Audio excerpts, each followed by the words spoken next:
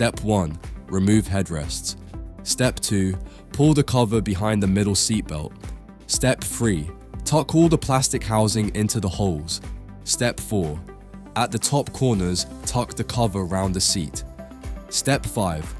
Push the free foam pouches into the gaps between the back seat and base. Step 6. Locate the elastic buckle straps on each side. Step 7. Fold both seat bases up. Take the elastic straps on each side, pass them underneath and behind the backrest, then clip them together. Step 8. Attach the front of the base cover. Step 9. Lift the seat base up halfway and push the cover between the gap at the back.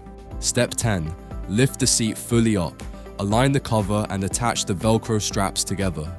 Step 11. Reattach the headrests and slide on the headrest covers.